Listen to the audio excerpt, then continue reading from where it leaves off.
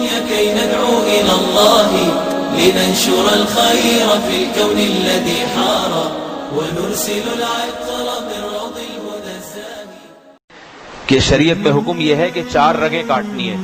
وہ 4 رگیں کون کون سی ہیں؟ ایک تو یہ جو سب کی نظر آ رہی ہے موٹی سی خوراک کی نالی. یہ تو نہ صرف یہ کہ نظر آتی ہے باقاعدہ محسوس بھی ہوتی ہے. وہ خوراک کی نالی ہے, اس کو مری کہتے ہیں عربی میں. یہ نالی جانور کی ہوتی ہے نا, بہت موٹی سی, جہاں سے خوراک جاتی ہے. اس کے پیچھے ایک نالی ہوتی ہے جس سے سانس لیا جاتا ہے, سانس کی نالی ہوتی ہے. یہ 2 ہو گئی.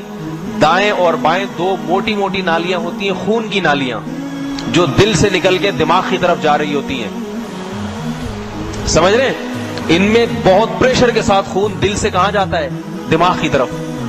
آپ اللہ کی رحمت دیکھیں اپنی مخلوق پر کہ جانور کو ذبح کرنے کا حکم ہے. اس سے جیسے ہی یہ 2 نالیاں کٹتی ہے نا, خون والی, بلڈ والی, تو دماغ میں خون کی سپلائی بند, جس سے دماغ میں درد کا احساس ختم ہو جاتا ہے.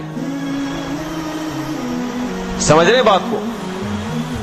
ڈاکٹر جنہوں نے ریسرچ کی ہے نا, گوروں نے جانور کے دماغ میں آلات لگائے ہیں انہوں نے دماغ میں, جس سے وہ آلات محسوس کرتے ہیں کہ اس دماغ میں درد کا احساس کتنا ہے. تو انہوں نے تمام طریقے جانور کو قتل کرنے کے تجربے کر کے دیکھے. گولی سے مارنے کا طریقہ کہ جانور کے جب سر پہ گولی ماری جائے تو کتنی تکلیف ہوتی ہے اس کے دماغ میں. پتا چلا جب آلے سے محسوس ہوا کہ بہت تکلیف ہوتی ہے, دماغ پھڑکتا ہے کافی دیر تک. اور مختلف طریقے, بجلی کے جھٹکے. جب مسلمانوں کے طریقے کے مطابق ذبح کر کے دیکھا تو رپورٹ جو بنی وہ یہ کہ 1 سیکنڈ کی بھی تکلیف نہیں ہوتی. کیوں؟ اس کی وجہ کیا ہے؟ اس لیے کہ جب بھی ہمیں کوئی درد ہوتا ہے نا تو 3 سے 4 سیکنڈ لگتے ہیں اس درد کو محسوس کرنے میں. بھائی آپ کو ہاتھ پہ اگر چوٹ لگے نا تو فوراً محسوس نہیں ہوتا, 3-4 سیکنڈ بعد دماغ تک پیغام پہنچتا ہے اور دماغ کو تکلیف کا احساس. جب جانور کے گلے پہ چھری چلتی ہے نا, اگر چھری تیز ہو, جیسے کہ حدیث میں آتا ہے چھری بھی تیز ہونی چاہیے اور جلدی سے ذبح کر دو تاکہ تکلیف نہ ہو.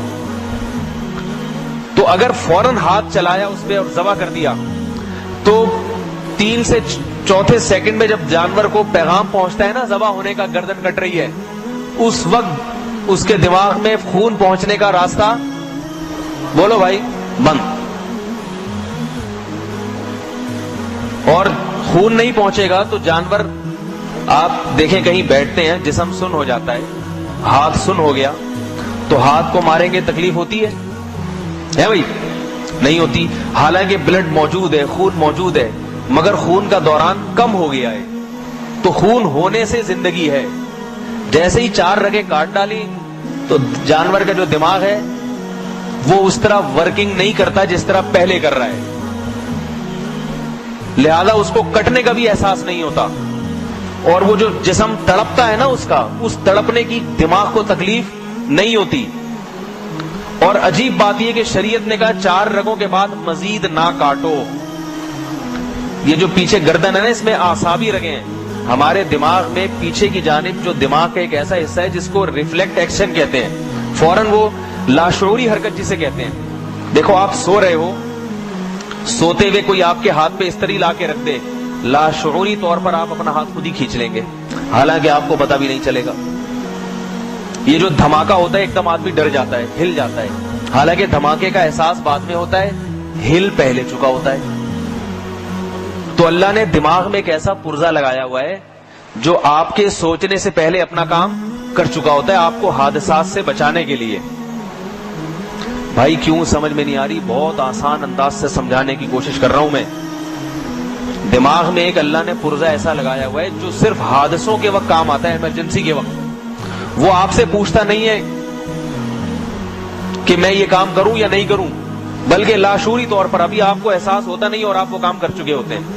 کسی کے ہاتھ پہ سگریٹ رکھیں, جلنے کا احساس بعد میں ہوگا, ہاتھ کو پہلے کھینچ لے گا, اس لیے کہ دماغ کا وہ حصہ پہلے آرڈر دے چکا ہوگا کہ بھئی, کیونکہ اس کو پتا ہے کہ سگریٹ لگنے کے بعد سوچنے کا ٹائم اگر دیا جائے نا تو اس وقت سگریٹ آر پار ہو چکی ہوگی.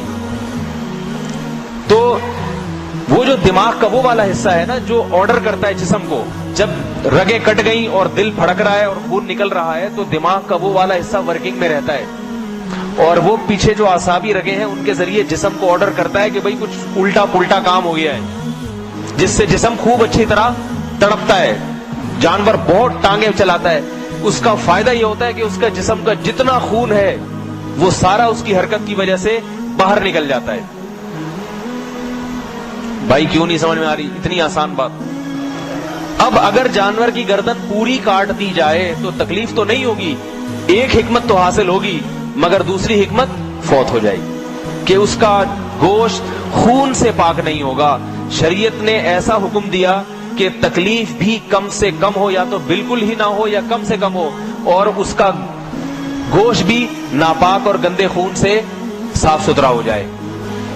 سمجھ رہے بات کو؟ اس لیے یورپ میں بھی آج کل اسی پر ریسرچ ہو رہی ہے کہ جانور کو ذبح کر کے ہی کھانا چاہیے.